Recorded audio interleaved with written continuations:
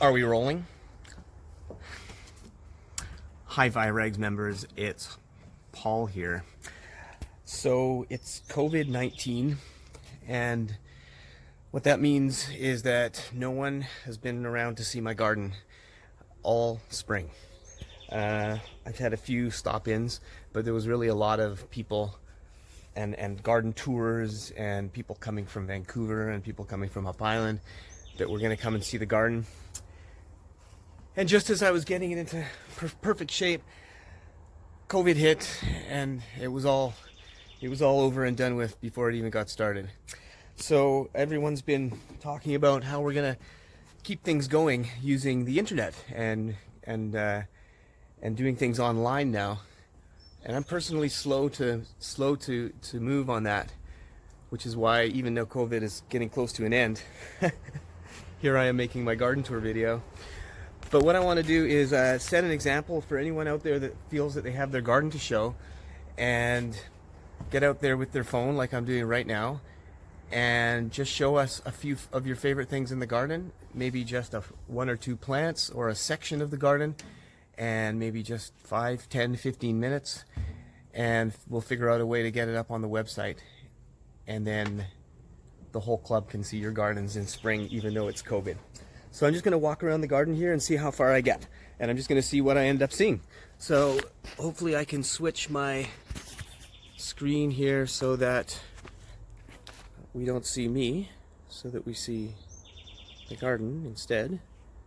How do I do that?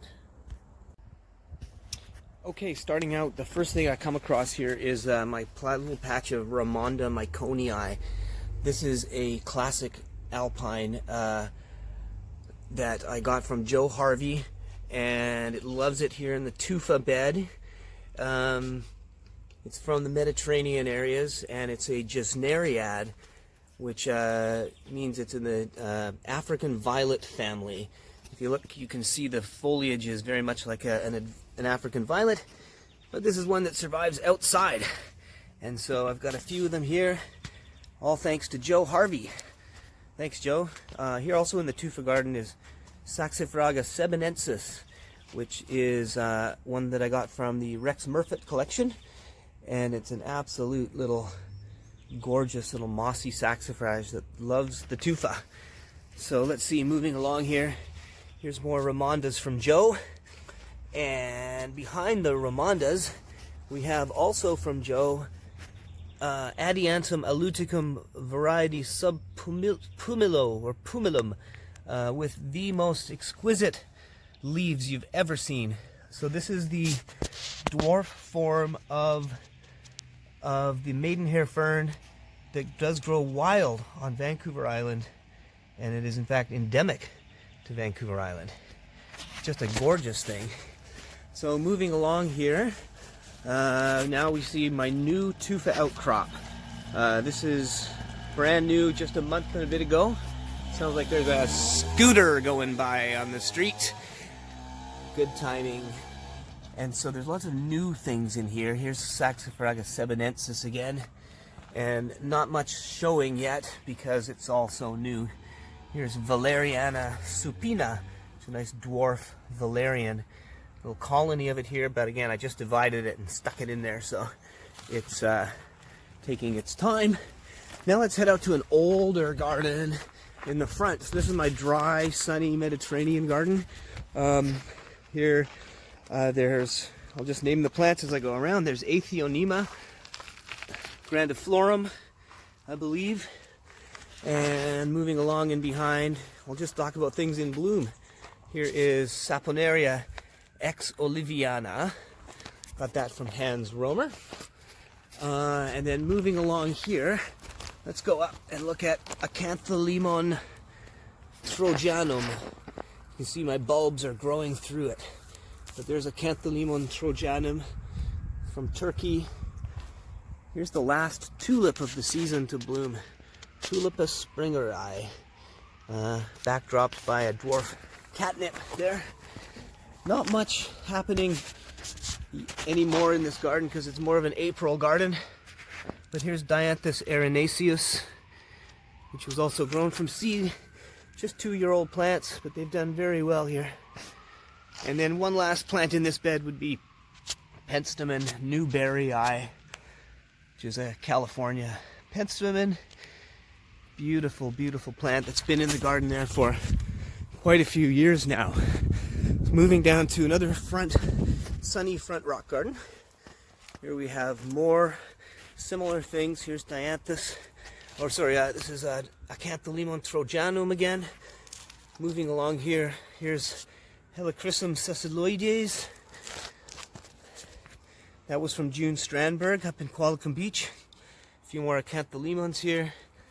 Also from June, Asperula gassonii. Just putting on its little trumpets there. You can see they're cute little things. And down here from John Sheridan was, actually got it from Janice Curry, but John Sheridan originally grew it. A Scutellaria, whose name I forget. But it's a creeping little thing, creeps up in the crevices. It's very cool. And then from ZZ's garden and Joyce's garden, these big dianthus. This is dianthus cheddar pinks, old standby classics. And here's a dwarf potentilla, which now has a new name that I forget, that I took cuttings of on Mount Baker in the wild. And it was very dwarf up there below the Coleman-Denning Glacier on Mount Baker. And so I was hoping it would stay dwarf in my garden, and sure enough it did. It's like a 5-year-old plant. Globularia cordifolia here. Another classic European alpine plant. Just an awesome rock garden plant for Victoria. Looking just amazing here. Pretty much at its peak. There's a Louisia growing through stuff. Oh, and this is from Lydia Lambert's garden. This is Saponaria osemoides rubra compacta. So it's just like the standard garden center soapboard, but it's the compact form. So that's a 4-year-old plant. It's about 10 inches across. And now we're going to move along to the last garden I'm going to show, and that is my brand new crevice garden.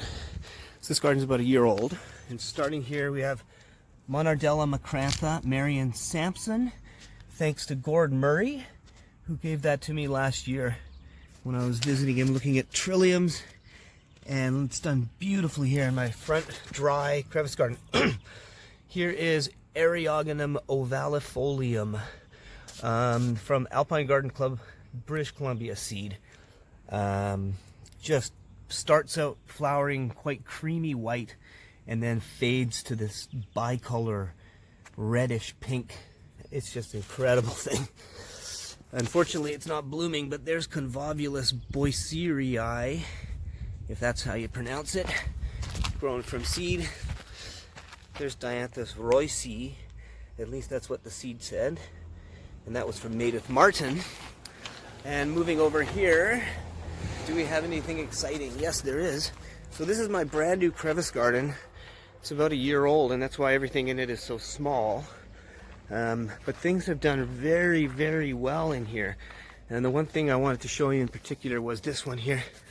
This is Globularia incanescens. That is a 1-year-old plant grown from seed. And it's got to be one of the best globularias going. I planted about 6 of them, and this one turned out to be the really good one. What else is in here that might be of interest?